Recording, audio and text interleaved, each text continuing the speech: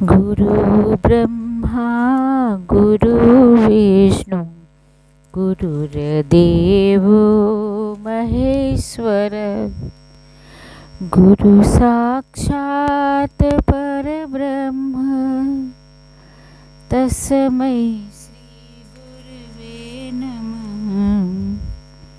तस्मै श्री गुरुवे नमः। मेरे चैनल में आपका सभी का स्वागत है। उम्मीद है आप सभी लोग स्वस्थ सकुशल एवं आनंद से होंगे।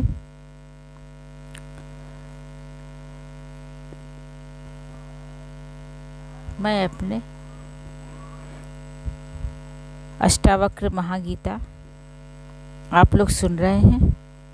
हिंदी में एक एक श्लोक का, एक एक अध्याय के एक एक श्लोक का मैं अर्थ बता रही हूँ। उम्मीद है आप लोग सुन रहे होंगे और चिंतन मनन कर रहे होंगे। अचिन्त्यं चिन्त्यमानोऽपि चिन्तारूपं भजत्यसो त्यक्त्वा तद्भावनं तस्माद् एवमेवाहमस्थितः। जिसका चिंतन मन बुद्धि के द्वारा नहीं किया जाता, उस अचिंतन का चिंतन करना ही अज्ञानता है। जिसका चिंतन मन बुद्धि के द्वारा नहीं किया जाता, उस अचिंत्य का चिंतन करना भी अज्ञानता ही है। मैं उस अचिंत्य के चिंतन की भावना को त्याग कर शुद्ध बोध होकर आत्म स्थित हो गया हूँ। विवेचना। मनुष्य कितना अज्ञानी है। जानता है कि सितारे तोड़कर लाया नहीं कोई अब तक, परंतु वह इस फरेब पर भी, इस झूठ पर भी एतबार करता है।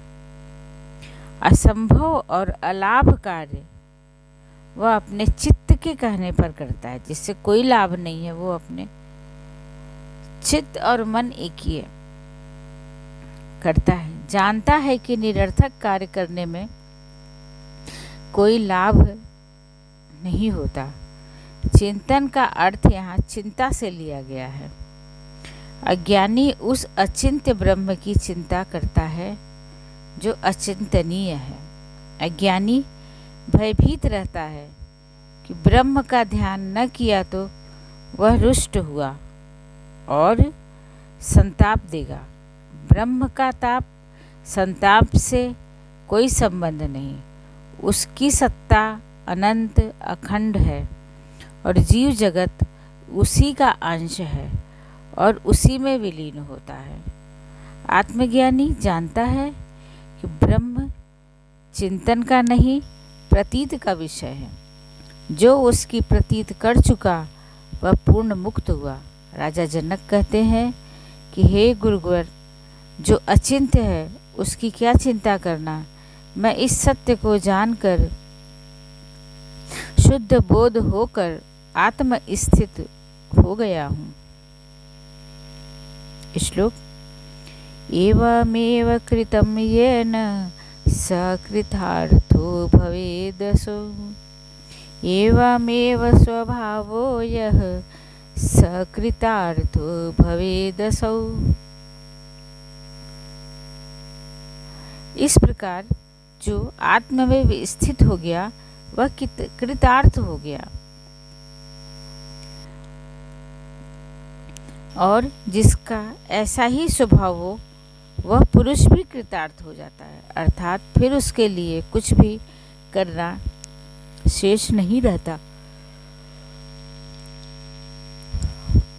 वह मुक्त हो जाता है। विवेचना।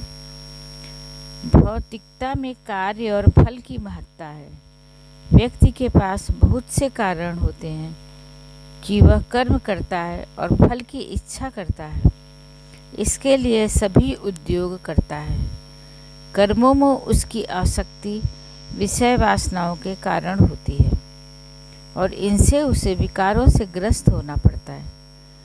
यदि उसे कर्म और प्रयास करने के पश्चात भी अपेक्षित फल नहीं मिलता तो वह दुख और विषाद से भर जाता है।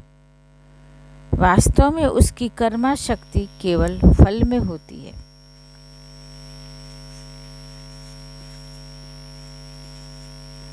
आत्मज्ञानी प्रयास मुक्त होता है। वह सक्रिय तो रहता है पर न उसे फल की चिंता होती है और न कर्म में लिप्तता। इस प्रकार जो आत्म में स्थित हो गया वह कुछ भी करने से विरक्त रहता है।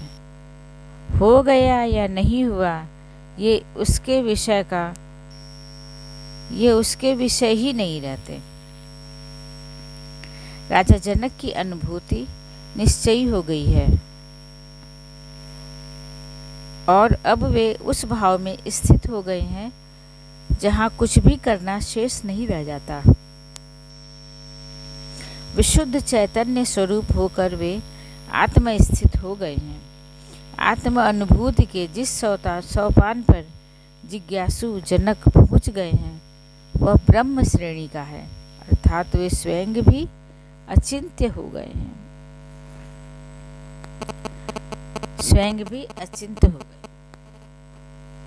जैसा सोचोगे वैसा ही बन जाओगे। गुरुदेव का प्रयोजन धीरे धीरे सिद्ध हो रहा है। ज्ञान चर्चा नहीं है। अष्टावक्र गुरु संपूर्ण है।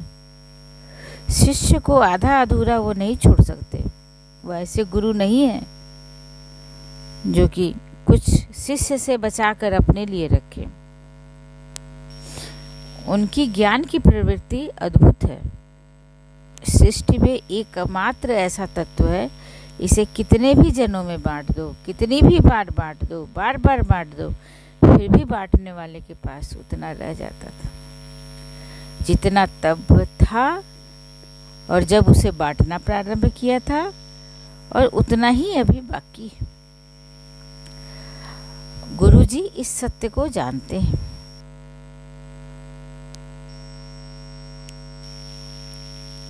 लेकिन गुरुजी सारे अंतर्द्वंद से अपने शिष्य को निकालते हैं। इस प्रकार हमारा 12वां प्रकरण समाप्त हुआ। कल से 13वां प्रकरण यथा सुख सुखानुभूति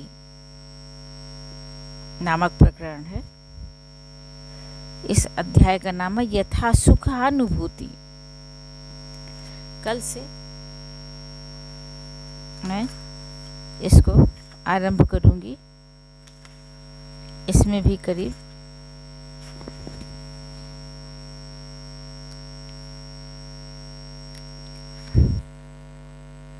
इसमें भी करीब 7 श्लोक हैं